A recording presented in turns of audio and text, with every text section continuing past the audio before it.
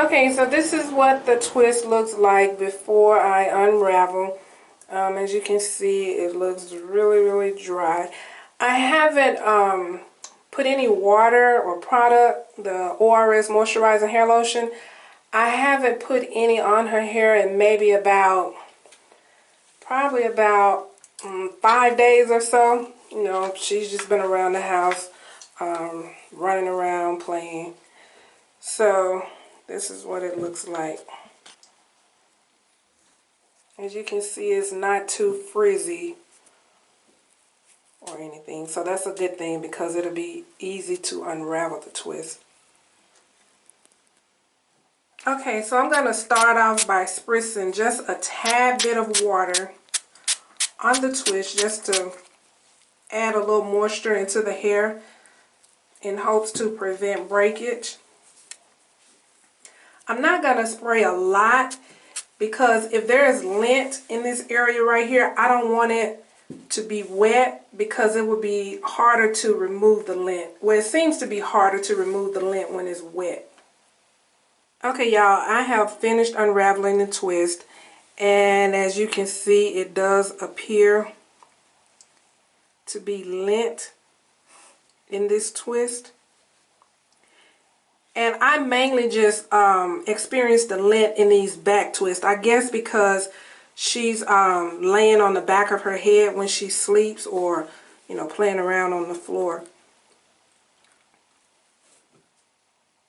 Okay, so in order to get rid of the lint, I'm just going to first do her hair like this, as if I'm playing, I guess, a harp or so, just to kind of bounce out, if that's the word to use, any of the lint, just to allow it to drop out on its own.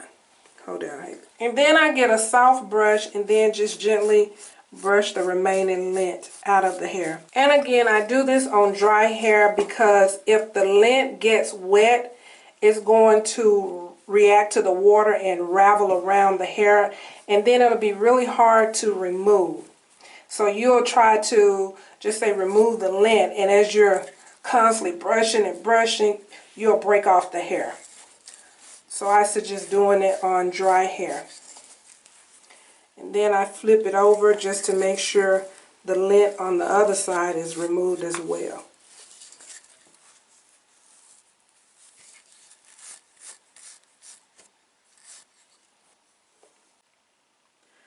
Okay, and then I spritz some water on the section.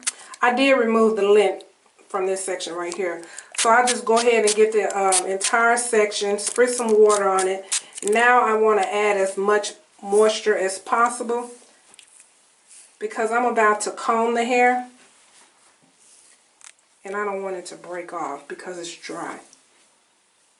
And then I start off with this comb and just kind of comb down.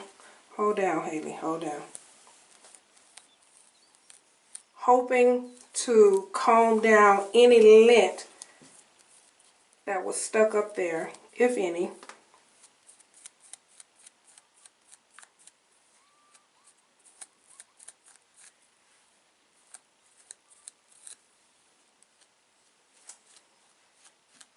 Haley, hold your head down.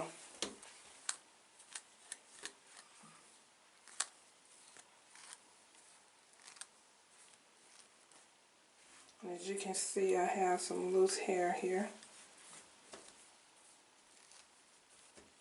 And then I get this little rat tail comb and just remove the loose hair at the end of the section.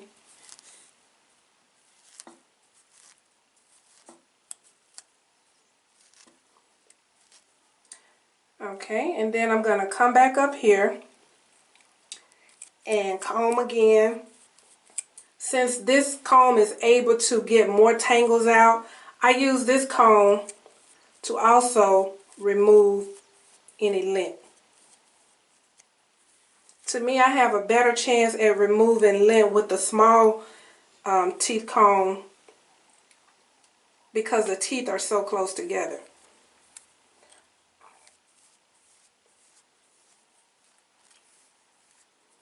And again, I'm very gentle with the hair.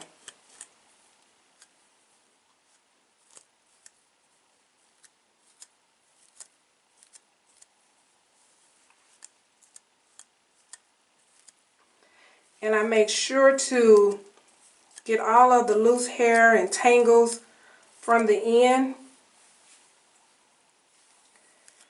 because the lint, all of this loose hair that's tangled up down here, the lint is also caught in this area.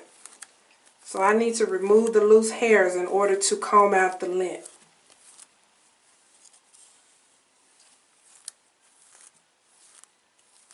Okay, y'all, so this is the current length of Haley's first nape area that I've grown out.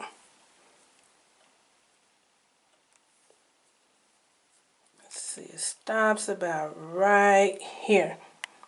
So it is like to her waist, and her tailbone is right here. So she's not far from her tailbone.